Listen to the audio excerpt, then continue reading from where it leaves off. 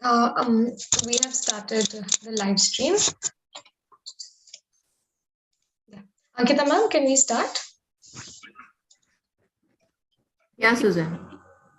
Good evening to everyone.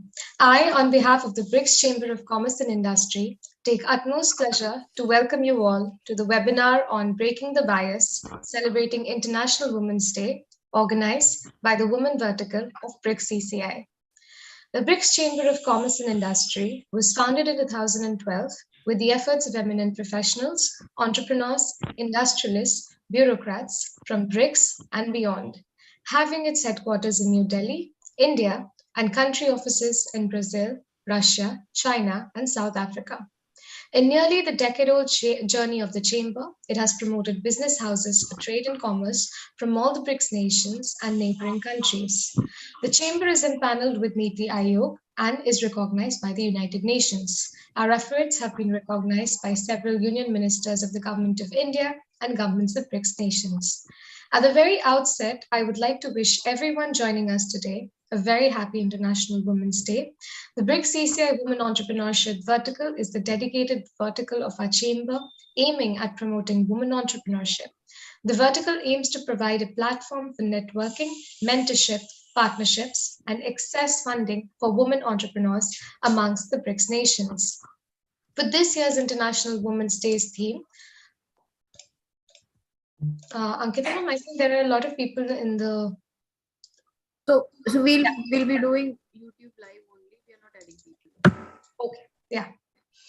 For this year's International Women's Day, the theme is Breaking the Bias. The idea revolves around how there is an immediate need to work towards a world free of stereotypes and discrimination that is diverse, equitable, and inclusive. The goal is to have a world where differences is valued and celebrated. Collectively, the need of the hour is to join hands and raise the existing biases in all sectors. Today's webinar will be hosting women from different domains who shall discuss and talk about how they have been breaking all the biases in their personal and professional life. We also look forward to understanding how can one move ahead and create a bias-free world for the benefit of all the genders. I would now like to request Ms. Shabana Naseem, President of BRICS CCIV, Director NF Infratech, and member governing body BRICS CCI, to deliver the welcome note. Thank you so much, Suzanne. Wish a very good afternoon to all of you. Wish everybody a very, very happy International Women's Day. Let us all continue to break the biases we face in our everyday lives. Break the bias is the theme of today's webinar and of the International Women's Day 2022. On this note, I would like to welcome the group of panelists who are joining us today from across the world to share their opinions and knowledge with us. Also, to all the participants for taking out time from their busy schedules and joining us today. We heartily welcome you on behalf of the BRICS Chamber of Commerce and Industry, the Women Vertical. And we encourage all of you to share your experiences, your personal experiences as to how each one of you has actually broken so many biases. Every day we women break biases. When we step out of our house, we've broken one bias that women cannot work. When we work as well as have a family, we break another bias that women cannot have it all. Yes, we can have it all. So on this note, I request Madam Suchati Jain, Ms. Nidhi Goyal, Ms. Norma Mcnoma, and Ms. Patricia Zinella to please have a great webinar and to share all their opinion with us. Thank you.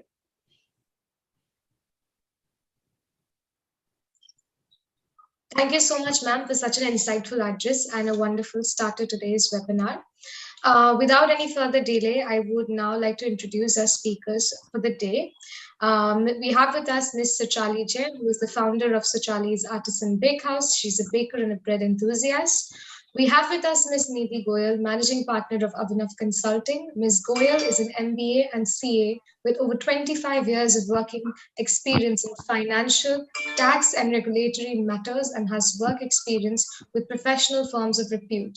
She has been active in working on sectors, aviation, aerospace, defense, infrastructure, including roads, power, tunnels, ropeways, EPC.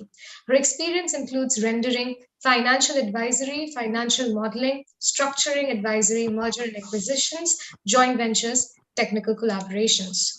We have with us Ms. Patricia Zanella, who is the co-founder of EcoCyclo and is an entrepreneur, environmental activist, and researcher. Ms. Patricia holds a BA in International Relations, also a Master in International Law, and more than 6+ years of work experience in NGOs and international organizations.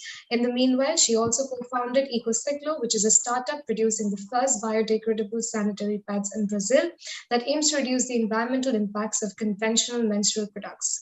The company estimates that people who use menstruate use 10,000 to 15,000 pads and tampons in their lifetime, and these products hence requires around 500 years to decompose. We have with us Ms. Norma Mcnoma. Ms. Norma Mcnoma is a motivational speaker, business executive, director of Zafara, board member of Crystal Hub. She has experience in information technology and is the chairperson of the Norma Mcnoma Foundation. The Norma Foundation is a non-for-profit organization that assists school children with career guidance and also offers bursaries to deserving young academics from previously disadvantaged communities. She's also passionate about issues related to women empowerment in South Africa. Her dream is to see every child having an opportunity to learn and further their education and women having equal rights and opportunities in their workspace. With this, I would now like to request our moderator, Ms. Sharmishta Ghosh, Honorable Director, Business Advisory, BRICS CCI, to take over. Over to you, ma'am. Hello, good evening, all the lovely ladies.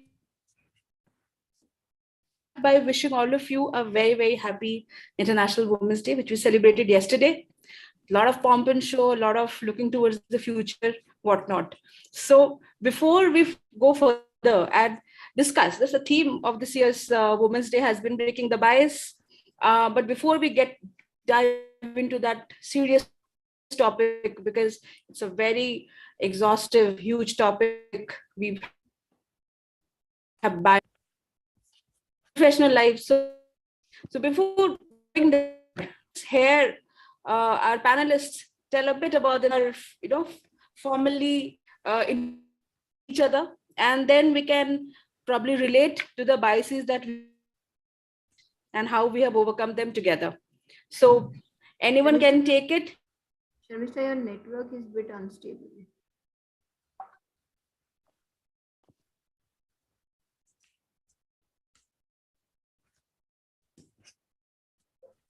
So we request the panelists to start with a little brief introduction. Any of the panelists would start, please. So Charlie can start. Hello, everyone.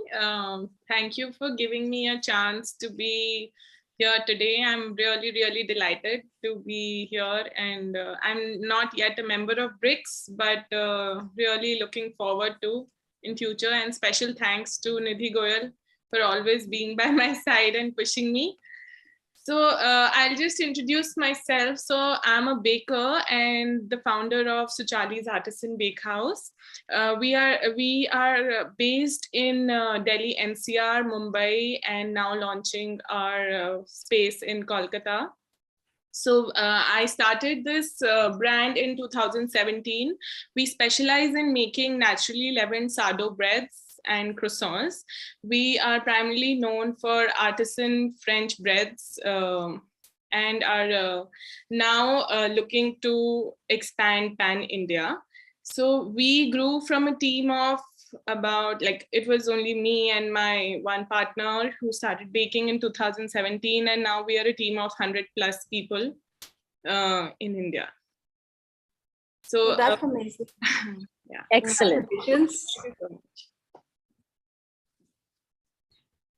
So maybe we can. So Eileen, thank. Yes, please. Yeah, thank you, Charlie. And I'm also Charlie. She's young. If I compare her with me, so but yes, she's doing good. And yeah. So I'm based out of Delhi, and I have been in practice of chartered accountancy and of course management consulting for over 25 years now. And I've worked all through in the big fours and certain good CA firms in Delhi. and have quite a good or maybe more exposure in the industry, various industries.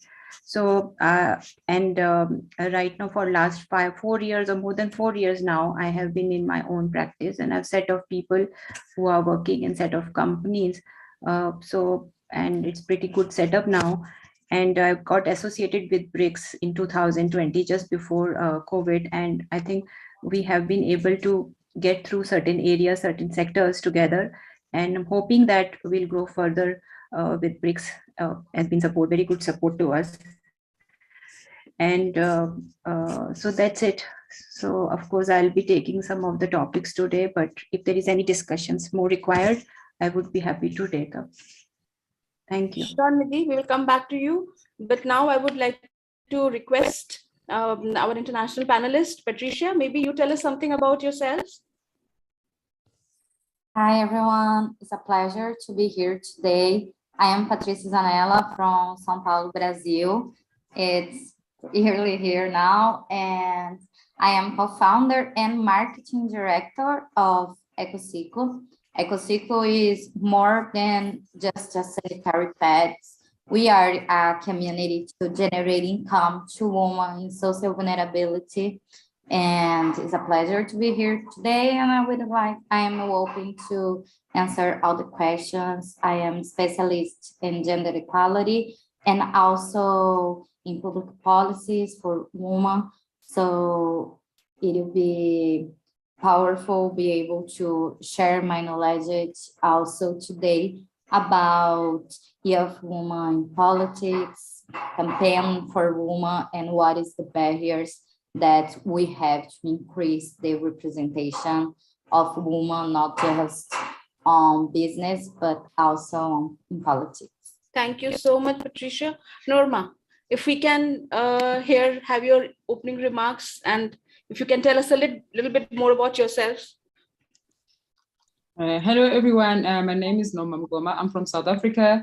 I'm a founder of Suitable Norma, which I make suits, like corporate suits, the way this one I'm wearing. So I do that. But also I'm a founder of Norma Mcnoma Foundation, where we empower young children, the youth in schools, like grooming young boys, grooming young girls. And also I'm very passionate about empowering young upcoming entrepreneurs and women as well, and also advocate for them, the justice for us as women. Thank you. Great. So as we can see, we have a diverse panel of great women speakers.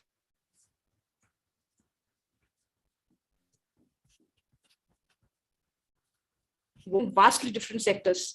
But here we are to figure out if the biases that we have faced, both in our personal and professional lives, are they similar? Do we face similar kind of biases? So I'll again go back, Nidhi, maybe to you, because you are from a predominantly male-dominated sector. So a long experience, 25 years of experience. What kind of professional biases, if any, and personal biases, if any, you had ever faced in your life, and what best you did to overcome them? Yeah, thank you, Sarmisha. So I'm, as I mentioned, that I have been in practice for this, but it has been long journey for me to reach to this level of having my own firm. Okay, I am from a very conservative but highly qualified and cultured Agarwal family. So in our community, the females are mostly opting to be either teacher or lecturer or other easy jobs, or just confined to home. Though some families do allow female to do higher studies, but not generally allowed to work outside. Being the eldest girl child in my family, it was expected from me to take care of household matters, and believe that I would be more suited to teaching line or fashion designing or administration or finance related jobs of 10 to 5 kind of a job. But no career counseling has ever been done. But over a period of time while doing graduation, I realized with the help of my elder brother that I could do better in a professional line and work in various industries. Even after chartered accountancy qualification in my professional career, for same competency and same qualification, I did face bias, and I have been paid less as compared to the male counterparts, which I never objected, and I continue to do the work in my areas, which were assigned by my seniors. In one-to-one meetings, I have generally found that male counterparts are taken more seriously, especially at my earlier level. I have overcome it by making myself more thorough in my subject, and also by making myself more visible through seminars, conferences, and picked up difficult industry sectors, challenging assignments, predominantly male dominating sectors like aerospace, defense, and now ropeway cable cars also. So that has been my journey all through.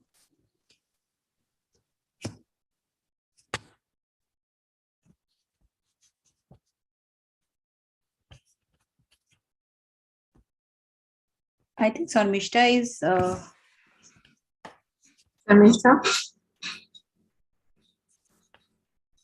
Just a sec.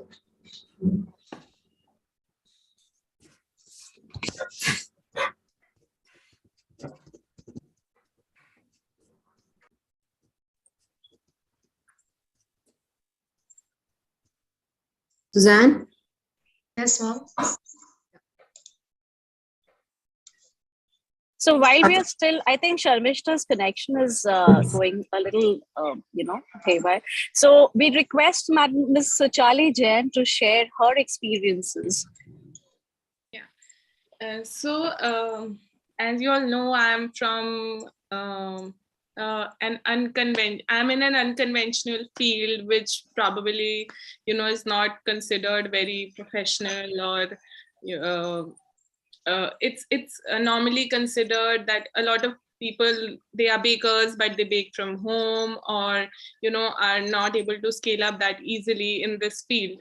So I'm basically from a very small town called Ambala. It's in Haryana, and now settled in Gurgaon. So since I was from a small town, and the exposure which a small town has is not as much as a metro city. So what my parents and everybody were exposed to was, normally the trend in our families have been that the mothers are homemakers and fathers are the people who have been professionally doing something. And especially in my family and all the known families, the fathers have been in the business field. Everybody has their own family. And what is your educational qualification, if I may ask? So I am from a finance background. I've done my bachelor in management studies from Narsi Munji College in Mumbai. Wow. And from there to being a baker, oh my God, you would have shocked all your family, Yeah.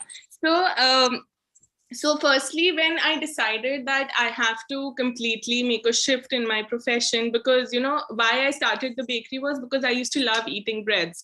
And from my travel experience in 2015, I realized that India was very far from these authentic European breads. And that time, croissants were a luxury in India. Like 5-star hotels were the only ones who offered options. So it made me think, why aren't these breads easily available in our country? So that's when it kicked me in that, okay, I should go learn. And by that time, I was already married. I got married at the age of 22.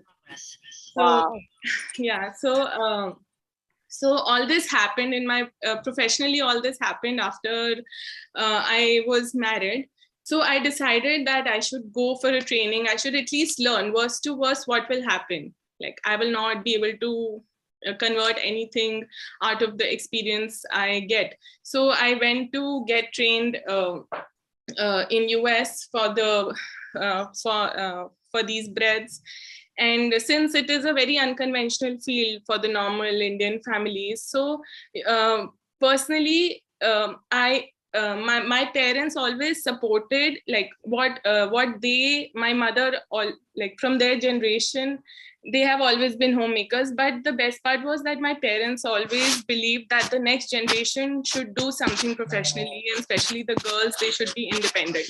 But my family did not support so much this profession initially, because they thought it was very physically, it demanded a lot of physical labor, and it involved a lot of late night timings, early mornings. So they were not sure. They said that for being a girl, maybe this is the profession which is not right for you. But nonetheless, still they supported me. And professionally, I would say that initially, because in 2017 when I started with I started very small. So whenever I used to talk to different vendors from whom I have to purchase the raw material, so being a girl, they somehow back of their mind, they never used to take me very seriously. And they used to feel max to max what she'll buy, 5 kg, 10 kg. So they never took my things very seriously. And initially when we employed people, so they never not the working force is not very used to listening, being working under a woman. So these were the challenges. These were biases, yeah. Yeah. Working under a woman boss, particularly Yeah. a boss who's from finance background. She's never seen a bakery running earlier. Just because she's interested in, baking, she's kind of taking up, she's starting an enterprise based out of baking altogether.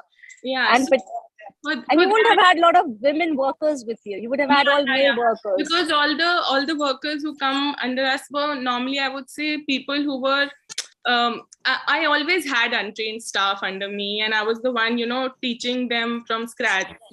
MILK is milk, FLOUR means flour, and flour means maida in Hindi.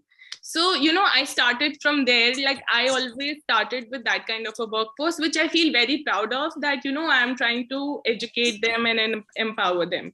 So these were the small issues I faced. But slowly, as in when, year on year, when I grew and the team size increased, when the revenues increased. What is your team size now, if I may ask? What is your team size? It's roughly 100 plus now. Wow, congratulations, Suchata. Thank Congratulations. you. So I feel it's only your success story which speaks for itself. I feel the only thing the only way we can remove these biases is when people see your success, they automatically have nothing to say. If my family had not seen me successful in this, so after 1 year, they would have said, see, we told you, don't do this. Right. Or, even I told you so. I told you so. This was not for you. Yeah. This is so much of hard work. Or if I was the one cribbing every day at home, oh, I'm so tired, I'm so this, because everything like in the bakery, especially breads, is very, very manual. Like, See, we didn't know what sourdough was till about a few years back, Yeah. So even till excellent, Suchali. So now we'll go to Patricia Zinella. Patricia, if you can give us some biases that you. So I have something interesting to add here. That Suchali and Nidhi, Nidhi took a profession that was predominantly, male dominated. Suchali is doing something which is more of a women's job. But you see, the biases remain. Still the biases are continuing. When I talk about Patricia, because she's not only picked up a very unconventional subject, but she's decided to work on something which is mostly considered taboo, even to speak about it. Although it is the most natural, it's the most obvious phenomenon in a woman's life. Still, there's a lot of taboo around menstrual hygiene, how you address it. And she has come up with, she's kind of put sustainability into it. Yeah, so I started working with cycle, with this taboo that is menstrual cycle, sanitary pads in 2018. And 2018, it was the year that I started my master in international law. And I was very disappointed with the academic because I discovered that here in Brazil, the academia, it was totally disconnected of social issues. And I decided to do something for change it. So I passed it in a leadership program, and I am a woman from the periphery. So for me, the entrepreneurship company, working with business never was an option in my mind because I needed to work to support myself since I was young. So when I passed in this leadership program, we have the support to create a social business sustainable in a long term. So I meet my partners. Ecociclo is founded by 4 women from periphery, and all of them discover something common. That is, even being the first from our families with degree, with a degree, with high education, quality education, with an university, we did not have access to good jobs, because here in Brazil, your name, your family name is more important than your skills. So being a woman from periphery is a lot about this. So have a company for us, it was a way to discover how can we truly generate income for women. But during this journey, we discovered a menstrual poverty. And we were like, oh my God, how we that studied a lot in our life never have access to someone talking about this. Why the people are not talking about menstrual poverty in 2018? So we decided to do something for change it. And we saw that the business for women like us that are addressing some issue like this and that are working with sanitary pads are really it's not dangerous, but I guess that offensive, because in a lot of business competition, for example, the man that was judging us, it was like laughing when we are talking about periods. They were like asking something like, but do you think that it's possible to sell, that someone will be interested in a biodegradable sanitary pad? Do you think that women really care for these things? And they have no idea that there is a lot of women, people who menstruate, that did not access, first of all, sanitary pads. The second thing is that a lot of people who menstruate have allergy to the common sanitary pads because they are made by plastic, by petroleum, by a lot of toxic things that are bad for our health. So for us, working with dignity, for us, our work is fighting for menstrual dignity. So it's really challenging, but being on this international space and be able to bring our work to organizations that could support us. For example, this year we received a donation from the Zurich Foundation that is allowed us to increase our team, to work with more dignity also. So have this kind of opportunity focused in women is what can allow us to change this game, because it's always challenging, because we suffer a lot of oppressions, aggressions, and social media also. So it's a work of education at the same time that is a business work. So, and at the same time, that is a question of public policies, because we are talking about health, about women rights. So it's a pleasure to be here today, because we be able to share about our work, about what we are doing here in Brazil and what we are planning to do around the globe, because the goal of Ecociclo is being around the world with our biodegradable sanitary pads, generating income for women, having more fabrics around the world to generate this income for women and give them financial independency. So we know that is a work for life. It's not a work, it's not a project, it's not a work for a year.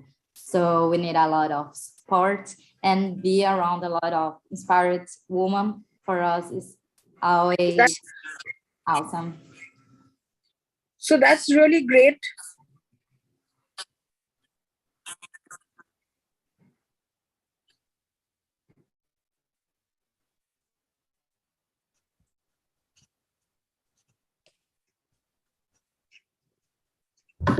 I think Sharmishta, there's a problem.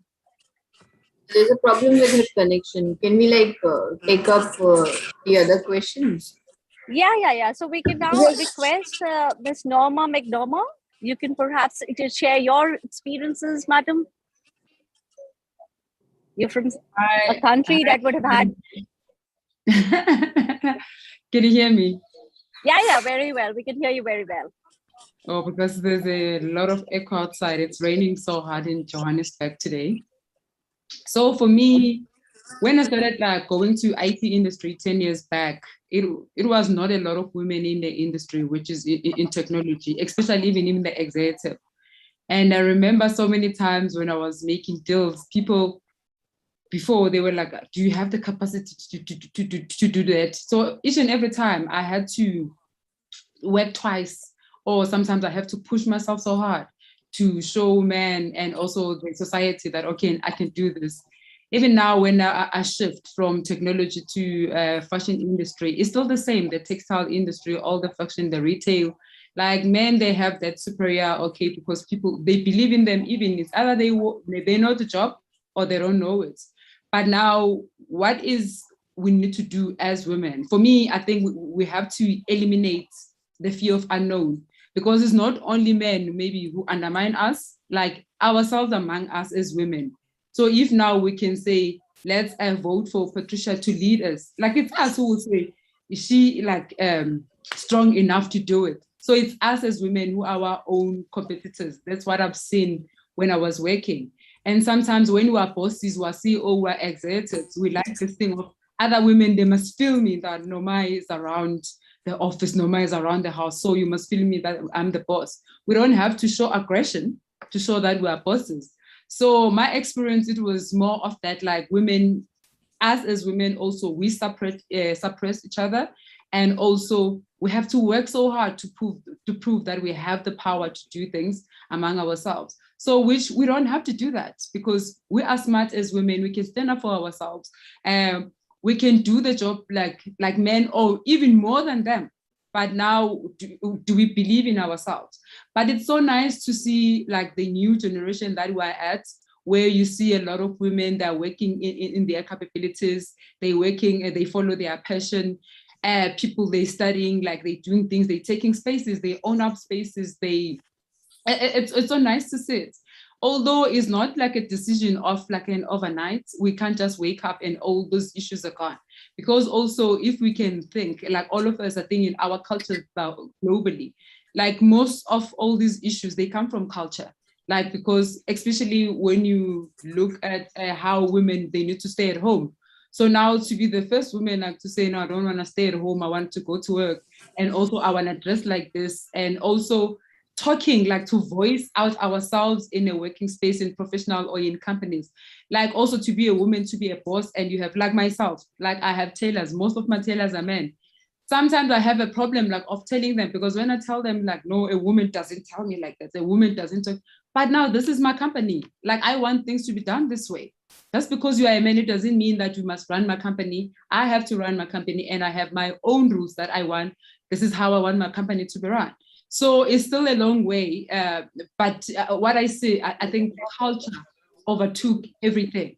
So it's going to be a long way for us to mitigate. But now, how do we do it? I think we need to mitigate to see how can we solve the issue around the culture. How do we break, rise above all the norms of the society? And also, how do we break all the stereotypes? How do we break the chain? So that's us like running the campaigns, because something like this now, what we're doing, like we can run the campaigns. Now COVID restrictions are going like less and less. Then we can even meet on a face-to-face, like we run the campaign, how as women we come together. Because even now, like if you look what we're doing right now, you've never seen that like so many years ago, where women, they have a platform to voice out themselves. Like how, let's see everything that we like from. We congratulate you, Norma, on all your achievements. And you have actually, coming from a country like ours, you know, it's a huge challenge, breaking the bias, having a woman entrepreneur, information technology, tech world. Tell me something about your personal life. I mean, what is it like in your society? How do women, what are the expectations from a woman as a homemaker? And is it possible for you to juggle between the home as well as the office? Because one thing, it's a misnomer here everywhere that women cannot have it all. You can either be a homemaker or you can be an office worker. You cannot have it all. You cannot have children, still go to work. You can't have a prosperous business, yet have a prosperous and a full-fledged family life. How is it in South Africa? To be honest, in South Africa right now, like the past 5 years, I think women are more free, but also the gender-based equality is still not 100%. But you can be an entrepreneur, and also you can be a working mom like myself. I was married before, but also I was working, and also I was a mother. And also we have a lot of those people right now who own a lot of businesses, especially they are leading now in mining. We have them in agriculture. We have them now in fashion. Like most of the fashion shows, they are hosted by women. So slowly we are getting there. But I remember 3 years back, there was like an issue coming up, like, is the country ready to have a female president? But it was such a big issue. I think everyone didn't think like we can be led by a woman.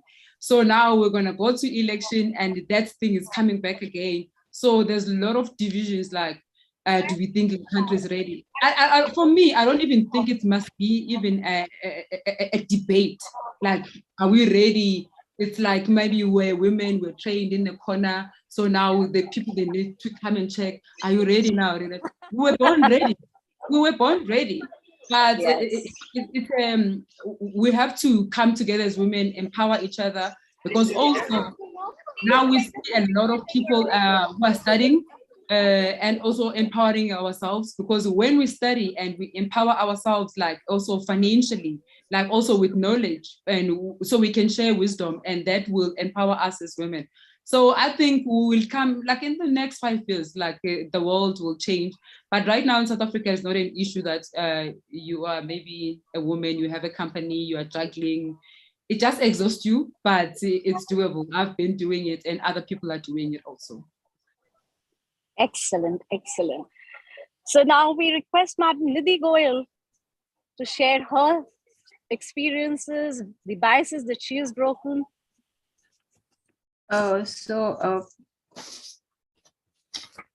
Shabana, I did discuss that. I think the first thing which I was handling it, but as far as, again, if I talk about this, so it has been a tough journey for me in my profession, but at the same time, there has been good support from my team and also my family, and of course, the clients for them we have been working.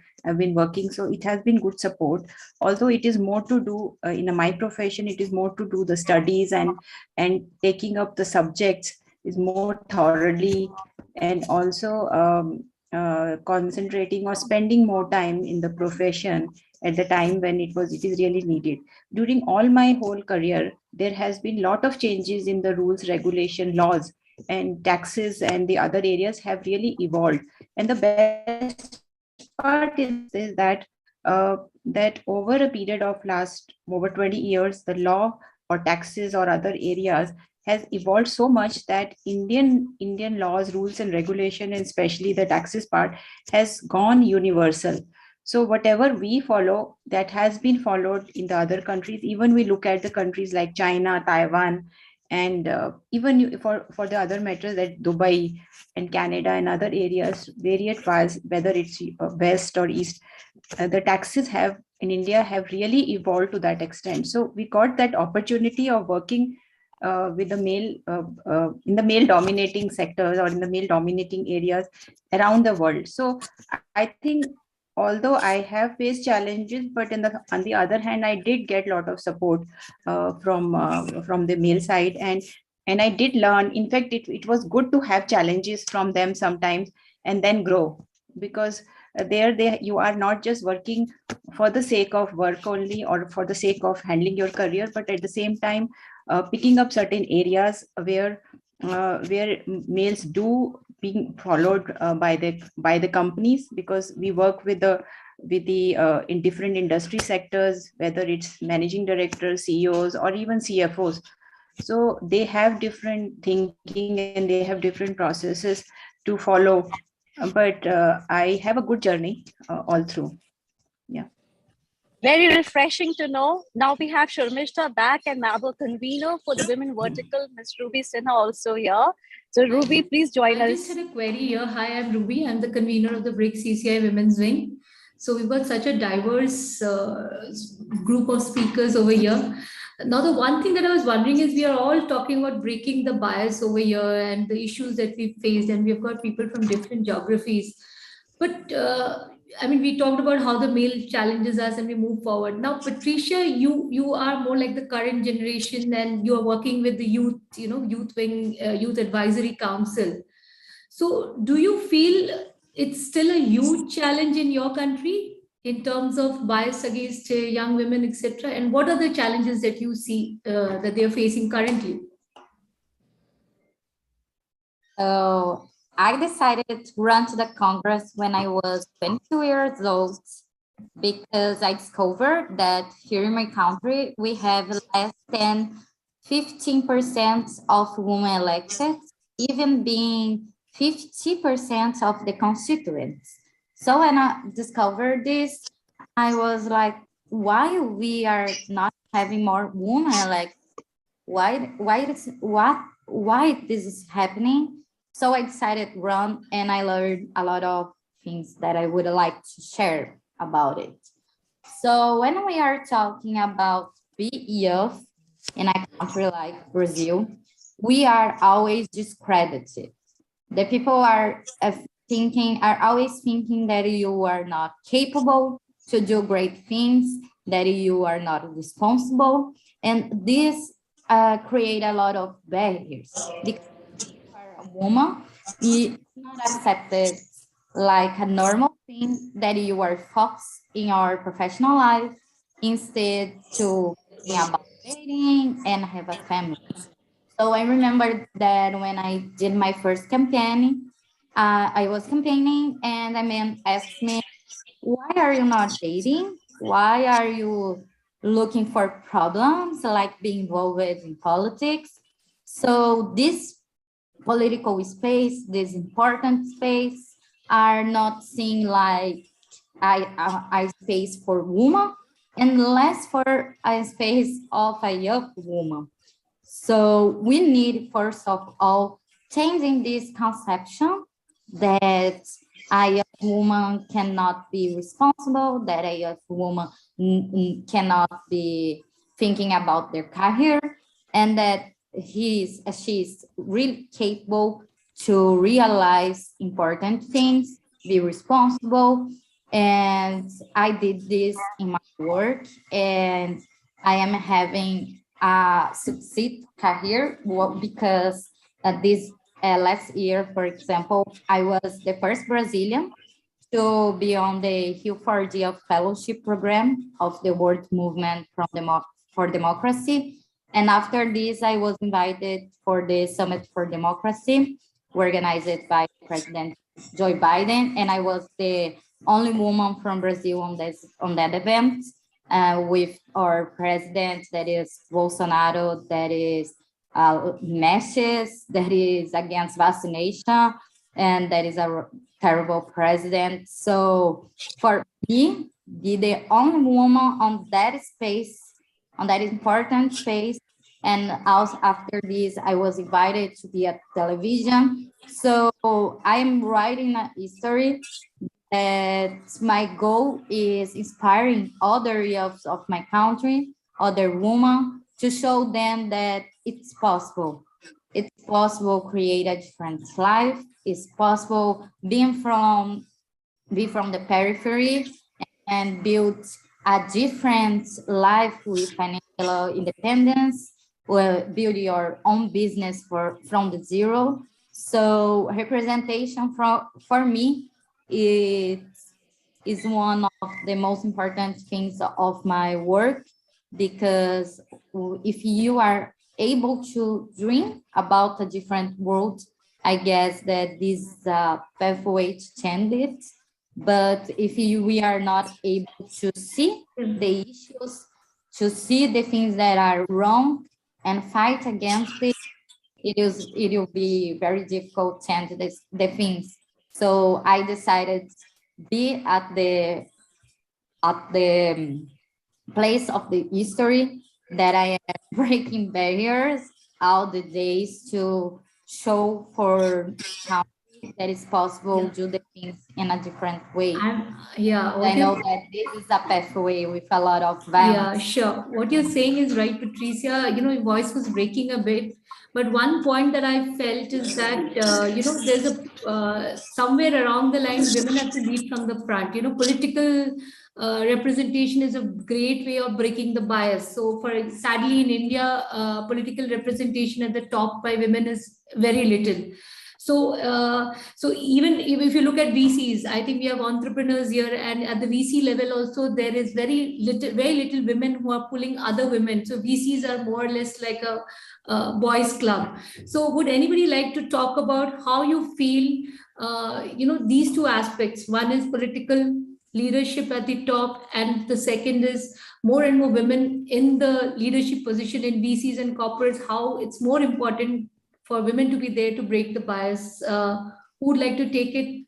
Suchali, maybe you or Nidhi, you're entrepreneurs. Suchali or Norma? I would like to just comment something about the VC line, as you said. So since since it's a startup for me, and now slowly down the line we'll start looking for funding to like whatever as you said, it's very true. There are no women in VC sector. It's more of a men's club. For some reason, and I think it's very important that women do step up. Maybe it's like, if we think backward, maybe it's like we see more of very very successful men at the top, and then they join the VC club. Probably that's the reason. So it's very important to step up, become stronger financially and professionally, and believe in themselves and start supporting the society. True. Norma, would you like to say, comment on whether each of you from different countries, we would like your viewpoint on whether you feel the current policies are enough to break the gender bias in your country, help women come forward. COVID has gone, women are much more pressurized now. We wanted to be like the leaders, but in the process of work-life balance, we are handling home, we are handling work, everything. And, in India, we have Durga with 10 arms, and somewhere women have become that 10-armed goddess, and where we are just running across. So, somewhere I feel a lot of gender inclusive policies have to be made. The government is working towards it. But do you feel enough is being done in this aspect? Norma, if we would like to start with you from your country's perspective and then move to India. So I think in South Africa, we are not there yet. And I don't think it's an issue of like getting there quickly. So I so many policies have been laid, but to adapt on it and for people to take on the change is not that easy. So there's a lot that has been put for us. And when you read the policies, you get so excited. When you hear the government announcing something, you're like, oh, wow, this is so good for us as women. But the problem is the implementation. Like, are those implemented? Are we free? Can we say the same? So having those policies and the reality are totally different things. So the struggle is still there. That's how I think. Even now, like when you go look maybe for funding to get to run the company, it's not easy. They don't trust you enough as a woman that they give you 50 million for you to run it, either maybe a catering company or construction, but they trust the men better. So we have the platforms of like getting funding, all those things, and also we even have a policy where they have to push women. It must be Black women. It must be like this and this. All those things are written now on the books, but to practice that, like to implement that, it's still like a struggle. Like it's still a struggle of all of us on the daily basis. I think most of all these things, they're still gonna take time to happen. But I think as the women, like in the world, we have to keep on trying. We can't give up now because we've already laid the foundation. We already opened the doors and paved the way. So it's up to us now to push more for the generation coming behind us. Because now the platform is not too hard, like we found it. But I think with the next 10 years, the next 20 years, we can come together and push more. So the next generation that is coming behind us, things will be easier. So, but it's not like a change that will happen overnight. So I would want to put a question in the mix. So, bit of a wishful thinking. So we are all here. Now, if we have to think of a policy that, if included in our country by constitution, by vote or whatever, that would drastically improve the situation for women entrepreneurs or women in general and break the biases further, what will that be? So come on, let us share a wish list. We were at the function of a central minister yesterday. So maybe if we can have something concrete, we can put it all together. So we have women from different countries, from different backgrounds. So let's have a wish list. If Mr. Charlie tell me, Nidhi tell me, Patricia tell me, if there is something from the top, that there's one policy that probably you think can change all of this for better, what would that be? Nidhi, you want to take a shot at it? Yeah. So yeah, sure. So as far as India is concerned, as Norma has mentioned about her country, so in India also there are rules, regulation, policies for women, but are seldom enunciated or implemented in letter and spirit. So solution is in creating awareness and implementation. So there has been a lot of changes over the past, I would say 7 or 8 years in India about rules and regulation. As you would know, there are certain new laws for women have been created. But then, of course, the awareness and also beyond awareness is the implementation by the employers and by the government departments has been still lacking to that extent. Unless it is made mandatory or statutorily required and imposing the responsibilities or penalties on the directors, these are not followed.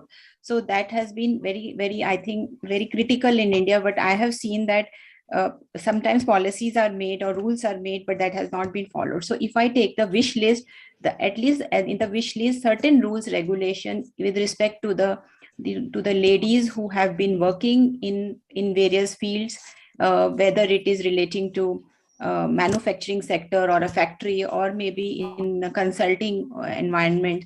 So I think the timings, etc., for the ladies should be restricted, should not be for long hours, and they should be given the priority for any changes which have been coming up in an organization. So that's my wish list, to be having a good work-life situation for the ladies. And I think I have also seen from my own perspective in my house that we have been always not allowed to work late in the offices, and I think within the given time of office hours I've been able to achieve a lot of things. So it is not that sitting late, Nidhi, working late. Nidhi, don't you think that's more of a social conditioning also, that the point that you just made? I think it is social also, and also it's a competitive, because ultimately you are looked at that if you are working for limited hours or for a given hours, then you are still judged by the male side. So working late, reporting late, all that has been considered very, very important in India when you're working with the male people.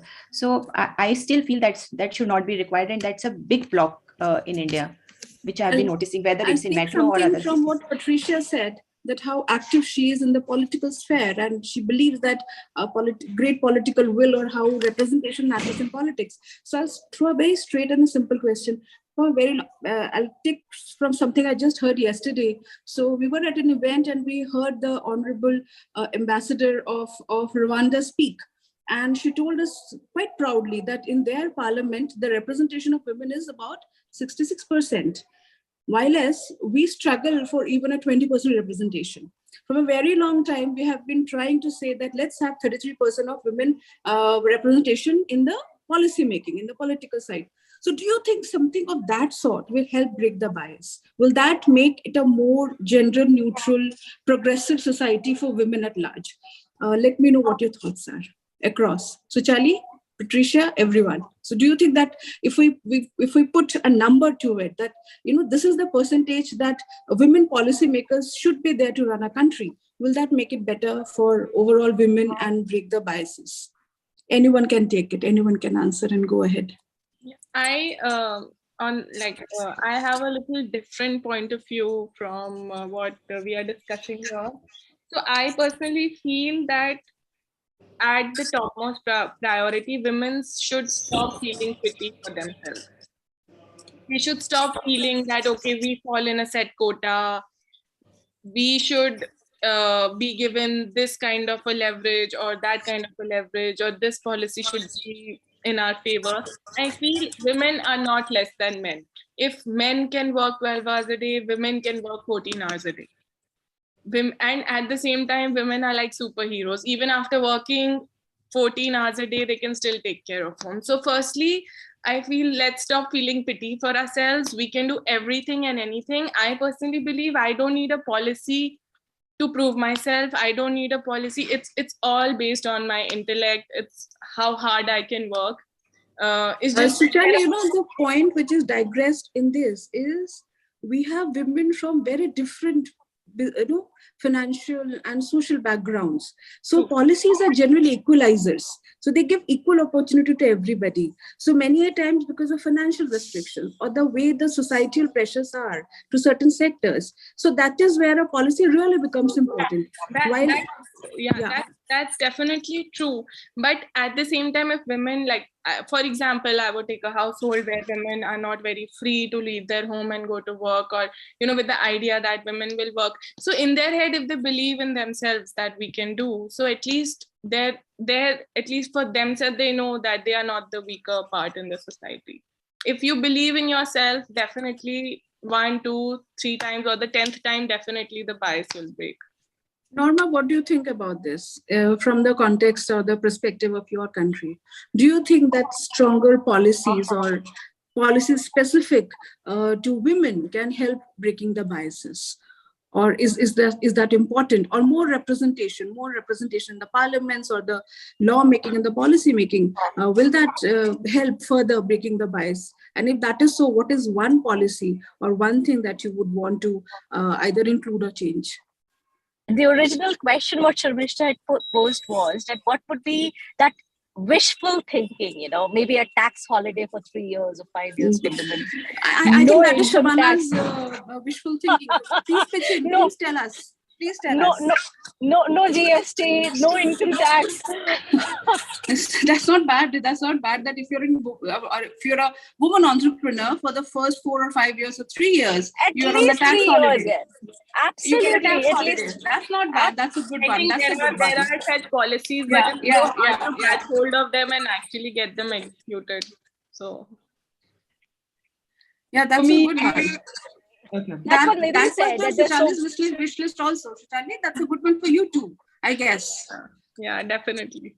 Yeah, that's a definitely good one for see, because that's why we created this vertical in the chamber, because we wanted to have not only more women representation, but also to discuss practically what can encourage women more to be entrepreneurial, to come out of their houses to do better in their existing business, so on and so forth. So wish lists are something that we should keep on creating because nobody knows when they'll start coming true. So again, Patricia said a very nice thing. If you don't dream, what will you achieve? So let's dream, and then finally probably many of them will come true. And we write to our finance minister from the chamber. I mean, why not?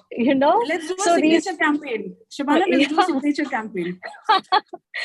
I mean, these are things as a women entrepreneur, while you're coming out on this from your household, you're starting this journey, you're handling HR, as Charlie said, you have all male employees sitting there. You're handling so much, your vendors do not take you seriously initially. And why sectors, who want that you should be, all the compliances have to be made. Half the time you're not aware what is the latest compliant, So the compliances, etc., they should not be so much of a deterrent, at least for the first 2-3 years initially, Yeah, that's a great thought.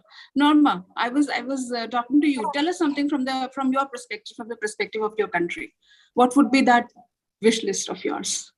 I think For me, the wish list is they have to put like a woman in the leadership, especially not leadership in only on the entrepreneurial journey, but we need a woman like who can lead on the political, because that's what my main. So we have few female ministers, but we don't have like any woman like who's a deputy president or a president. I think that's the only way. Like, I don't want like when women are giving them only the wings, but they're not engines, or also they're not the head, they're not leading, because that's where our voice are not going forward. So if that's like now we're coming, our 2024, we're going for elections, then if we can have like a deputy or a female president, it won't, because that's where. Because even if you can look at our stats, like in South Africa, rape is so much, female being abused, it's so much. So if you can have women, because now if you can have women leading, she can understand on that perspective. I've never been raped, but every time when I see someone who's been raped, like it just like breaks me.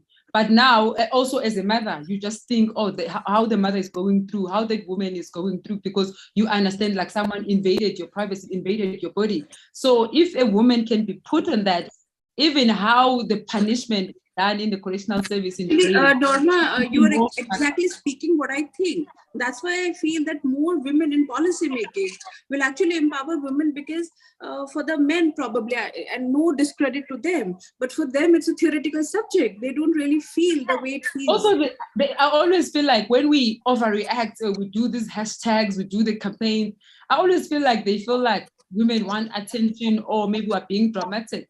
For me, we're not being dramatic. Yes, like, we do want attention. We do even want sexual harassment in the world. Even sexual harassment. They don't think like when you're being sexual harassed in the office, like it's such a big deal. I didn't even sleep with her. And I just touched. But I agree. That's a big deal for me. So if we can have someone as a decision maker and the policies in government, so those people will take those things like seriously. If I can be a president myself, like then I can hear someone raped a child, a little child, or raped whoever. Even if you're older, you don't want anyone to invade your privacy, to touch your body. So that will change, because now men always feel like, because for them it's not a big deal. They can sleep with whoever. That's why there's polygamy. It's them who are allowed to have 4 or 5 partners. So for them, sleeping is just sleeping. But for us as women, sleeping is not just sleeping. It takes a lot of you to give yourself to somebody. Worse for someone to just come and just invade your privacy. And so well put, Norma, and so bravely put. I'm really happy that you have picked up this topic, and I really believe in this, that with more women representation, a lot of sensibility and sensitivity will also become part of the system, which is generally lacking. I'm sure that we have laws for everything, but how to implement that law, how seriously these matters are to be taken. I do believe that if we have more representation on the top, the biases will start breaking from there. Even to prove it to you, like to back up what I'm saying, right now we're having elections on the judicial system. Like it was such a big thing that like a woman is nominated to lead the judicial. But now, even now, that is not implemented yet. Because I think like society now, there's never seen like a woman who's a judge who's leading the whole judicial. So why not? That's why the laws, the punishment, sometimes most of the time, is not put on the plate for those people who are guilty. Because it's men. It's men. For them, it's another man. It's not a big deal. Why are you taking like that? Why you guys are so emotional? We have to be emotional. This is our body. This is our sisters being killed.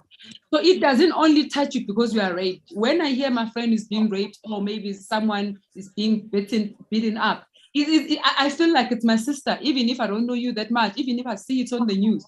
But it takes toll on me because I'm a woman. I don't want that to happen to me. But now with men, they only act when it happens to her daughter or to the sister or to the friend. They don't want to act when it hasn't come closer. But now if you can put a woman to lead the judicial, like that's a different story. Even with the police and everyone, because when you go to the police station, we said my man was beating me up. The first question, what did you do? It mustn't be a question, what did I do? No one must beat me up. I'm a woman. Then it ends there. That's so correct. I think we have to agree to you. Yeah. So these are the societal biases, and we can fight the bias that I am facing in my personal life. Norma, you can fight a bias that you are facing in your personal life. We can be strong women, but the societal biases have to go only when effective women are leading us, right? When the society is led by women who understand what these biases are and how they, how they really wreck you from inside. So, we can put up a brave face, we can fight, but how much energy goes only in breaking the bias is heartbreaking, because in that time and energy, we could have achieved something much, much, much better. So I think it has been a great, great conversation throughout. I would definitely want to have the closing remarks from everybody, and I would like to ask everyone on the panel.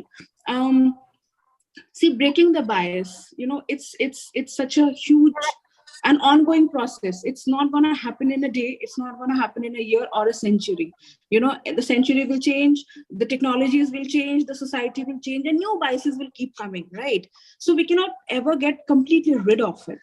So I want to understand that we as women, directly or indirectly, everybody's pointing to this, that men generally have more camaraderie amongst themselves. They kind of handhold each other more. So is that something lacking that we women have? Or is the sisterhood not strong enough? Or do you think that if we have a more stronger camaraderie, more stronger sisterhood, and more stronger hand-holding, pulling each other up, do you think that's an effective way of breaking the bias? And I'll take that as a closing statement also. So Patricia, maybe you can start? Yeah, so we needed to look with a historical perspective. For example, here in Brazil, there is less than 100 years that we are allowed to vote. So we needed to fight for it. So yes, I needed laws to guarantee my rights to be able to vote, as I needed laws to have the right to run a campaign. For example, here in Brazil, we have a code that each political party need to have on the candidates list at least 30% of the other gender. So I cannot have a list of candidates 100% of women, and I cannot have this list of men. So this kind of law is important for guarantee our rights. At the same time, I believe really important have also the right to be elected, because I am not the right to be elected, but allowed to have a fair campaign. What this means, when I campaigned, I did not have access to have a millionaire campaign. And here in Brazil, a candidate, for example, can expend 2 million in 45 days. So what means that we have 90% of millionaires elected in my country. So I'm not the right to be elected in this scenario, because it's not a fair game. So when we are talking about breaking the barriers, we need to understand what is the real scenario, why we are not active in gender equality in politics. When we are talking about CEOs, we are not having women leading the company's millionaires, the company's billionaires. So we need to question these things and thinking about, okay, how can we change it? I believe that the law is something that could support us. I believe, for example, that we need to fight for have access to the distribution of for free of sanitary pads, for example. I believe that these kinds of things are able to support us to create a fair world. to create more justice roads. So and we talk a lot in Ecociclo about have more courage than fear. So yes, I was believing in myself when I campaigning, but this will never be enough in a scenario that it was made of for me to be the loser always. So we need to think about how can we change all the structure. And of course, this is a work for years. This is a work life. Thank you. So Nidhi and Suchali, you both are anyways in a strong sisterhood. So, the question will come to both of you together. So are men in better camaraderie with each other? Or do women help each other a little less? Or if we have more strong connect with each other, if we try to empower each other, do you think that will break the biases more effectively? Your thoughts on this? Yeah. So, Sujali, if I may take up this start. So, Mishra, you are actually right that I have actually my sisters, two sisters who are younger to me, and they have been doing very, very good in India and in US. So I could see that how they have been brought up in a family which I did mention earlier, that of a conservative family, and how they have grown and reached to a stage where they are really doing best in their careers and in their profession and all. And I think it was mainly a support from with each other. So we did help each other, being ladies, and I have brother and my father who has been in a very good position, but somehow support from my mother, my sisters has been very, very helpful. Similarly, in my profession, I did notice that the help from the women bosses has been really good and encouraging. And now that I run my own company, I have the opportunity to remove the gender bias with my own team by hiring more women and by giving them the equal opportunities and by having the pay parity and also the equal responsibilities. Wonderful. Yeah. So, and then of course, Suchali is also my sister. Actually, she's my sister-in-law. But I have seen that I myself learned from her a lot, and how she has been running and very encouraging. So over to you, Suchali. Thank you so much, Nidhi. So I think the feeling of sisterhood is very important to take each other together ahead. So like how I get a lot of help from Nidhi, and I go, like my mother also has been always, I always have her back with me.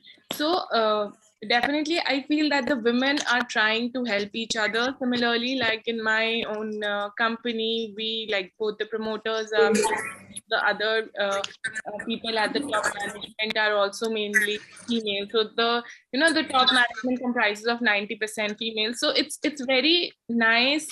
I feel honored to have this opportunity to get women on the front and promote them. So I think it's hand in hand.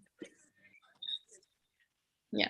So we also have a great sisterhood or a great bonding or great camaraderie in between us in our BRICS we vertical. We is women entrepreneurship vertical.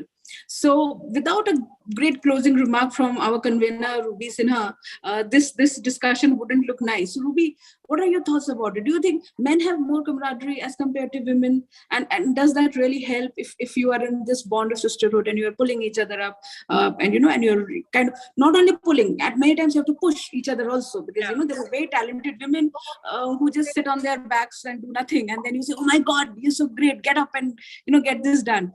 So tell us, Ruby, what are your thoughts about this?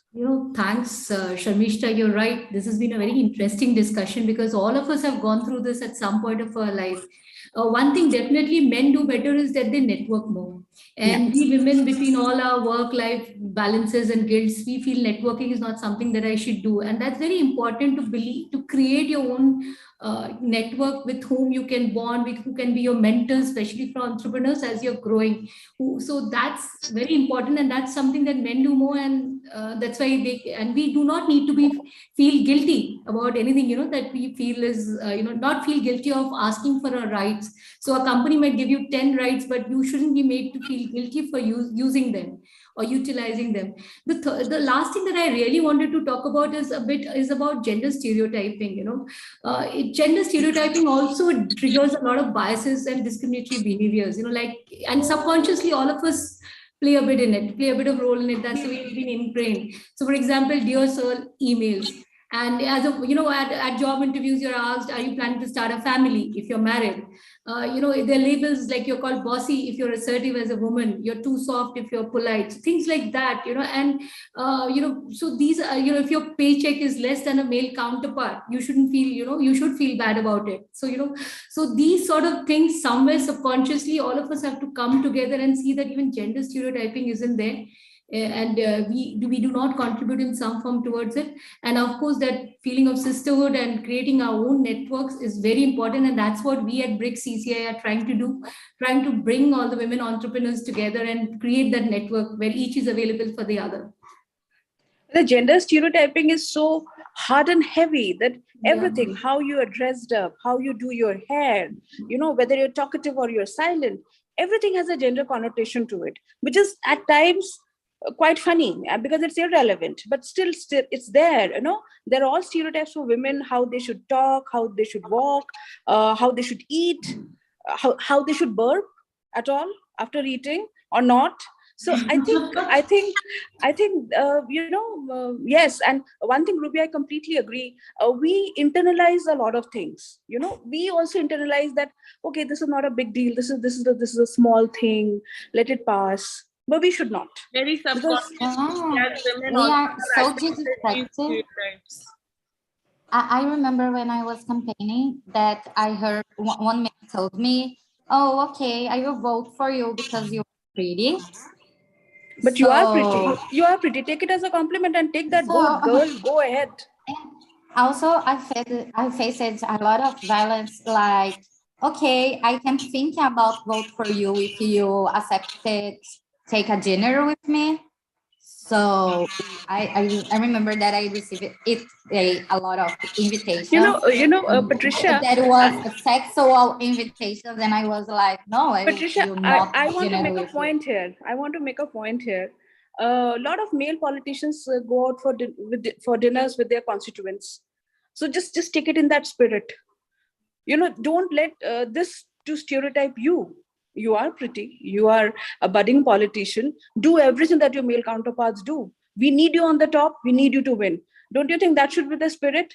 That, we have to crave our way. We have to do things the hard way if need be. But we cannot fail. We cannot stop. So if everyone has done, Shabana, you want to say something before we wrap up?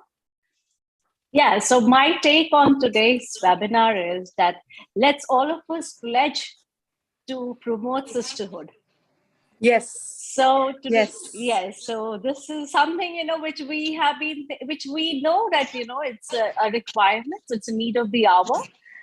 We need to handhold, we need to pull each other, we need to actually, support each other. Somebody sitting in South Africa has exactly the same problem as what we are facing in India. Somebody sitting in Brazil has a worse problem than what we're facing in India, So that's what I could take, my take is that we across the globe have similar problems, similar challenges, similar biases. The degrees may change. Because all women across the globe are beautiful.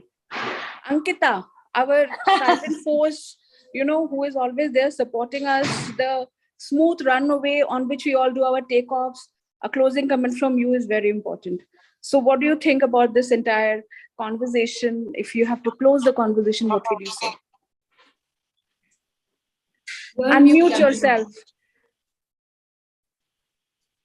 So I was saying, let's get into next sisterhood party. Let's plan the next party again. Yes. Always a yes. Parties are always nice.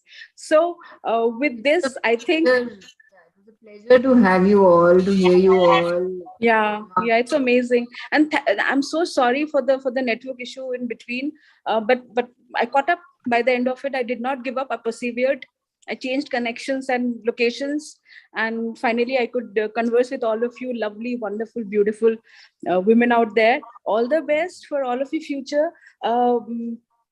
Patricia, maybe one day we see you as the president. That'll be a great day.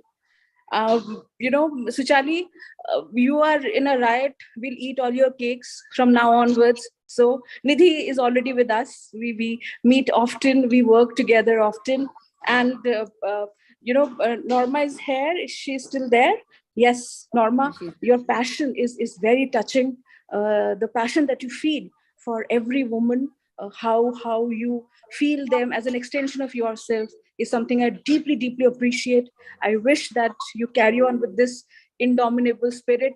And that's all for today. I think thank you all so much for finding out the time. Thank you all so much for telling these wonderful stories about yourselves and your thoughts and valuable inputs to everything. I think with this we'll end up this chapter, this particular episode, but we'll keep meeting, we'll keep breaking the bias, and we'll make a more inclusive and beautiful world for everyone. Thank you so much. Thanks. Thank you so much. Thank you. Thanks, Sharmishta. Thank you. Can we have Thanks, the breaking everybody. bias ka photo, like a group picture? Yeah, why not? Of course. Break the bias. I can't. I'm holding my mobile phone. One hand. Ma'am, could you put it somewhere? One hand.